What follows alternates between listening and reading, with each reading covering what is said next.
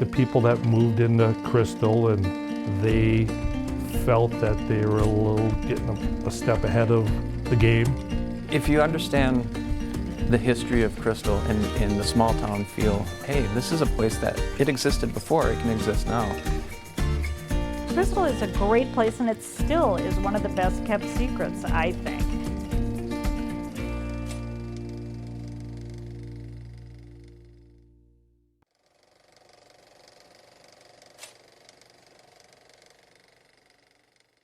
Much of the north-central portion of the city of Crystal is occupied by one operation. That would be the Crystal Airport. Believe it or not, airplanes have long had a presence in this area, but why? And who were some of the famous individuals that rose to the skies out of this area?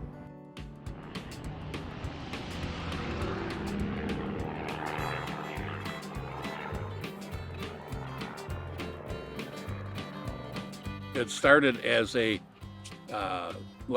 delivering mail, and then they, after the war, they sold all of the Jenny airplanes that they used in World War I. They sold them for $50 a piece. So a lot of people bought them, and there was a lot of barnstormers and everything like that. But they had a spot here, and they could deliver airmail. There was a couple of pilots here that flew out of here that were pretty well known. The first one was Charles Lindbergh.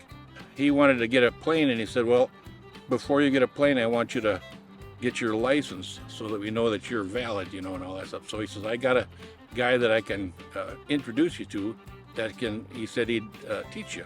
So that was Charles Holman.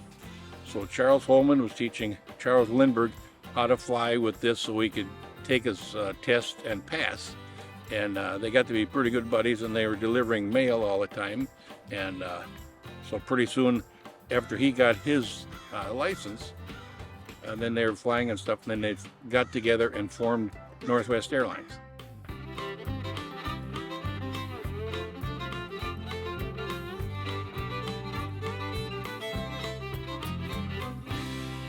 The airport did end up changing its location and its name as time moved on. It was first called Robbinsdale Airport when it opened in 1920. It was located near the intersection of West Broadway and 49th Avenue North.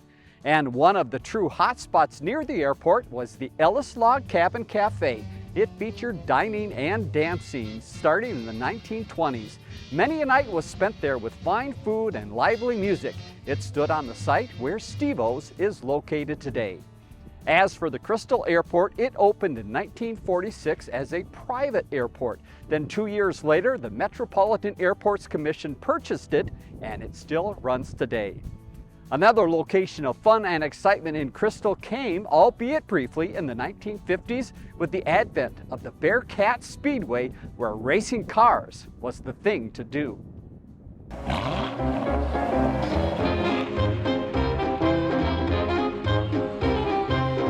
Bearcat Speedway started in 1950, and they were going to make a big deal out of it, and so they were running every Sunday.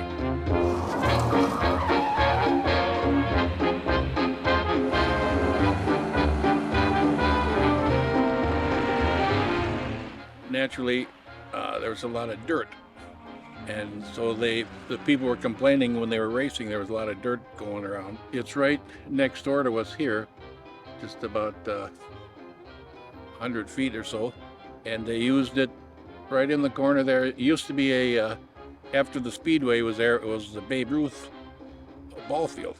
Then of course they moved it over here and they built houses in that area.